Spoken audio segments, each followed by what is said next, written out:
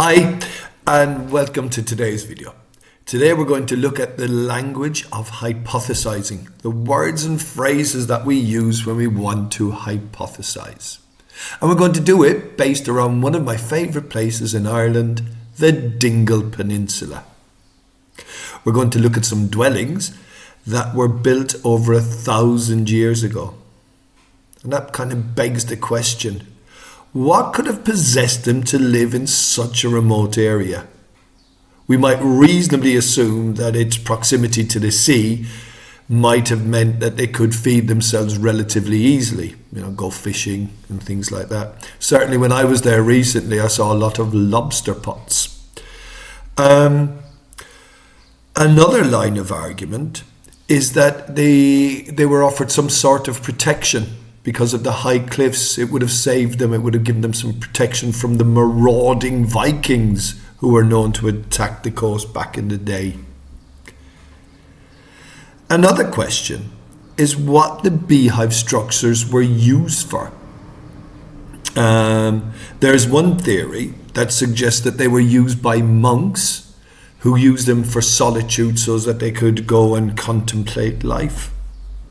Another line of argument is that they were what is known as ring forts. These were places where families and communities, together with their livestock, used to live together, and that gave them protection, again, from the elements being the weather, and the Vikings or any kind of physical threat that they may have faced. Look inside. You'd have to wonder how comfortable it would have been living in there.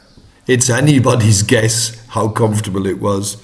And out there on the islands that you can see, not that one, that's the Great Blasket. I used to call that the sleeping giant when I was growing up. I suppose a lot of other people called it the sleeping giant as well. But at one of the islands out there called Skellig Michael, that's where they filmed some 2 episodes of the Star Wars movies. Now you'd have to wonder what the initial builders and inhabitants, because they had beehive huts out there as well, you'd have to wonder what they would have made of Star Wars being filmed in their beehive huts and in that area. Now let's fast forward a few hundred years and to the 17th century. And here we are at Cromwell's Bridge in Kenmare. This also was built by monks, possibly. Well, that's one line of argument, that it was built by monks. And it's reasonable to assume that it was done to cross the river, obviously.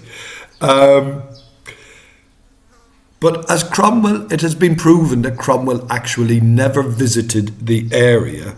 So the general consensus is that the bridge was named, Cromwell's Bridge, from the Irish word for moustache.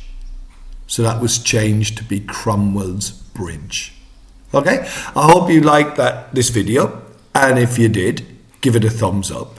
And if you want to, subscribe to the channel. Okay, till the next one. Bye.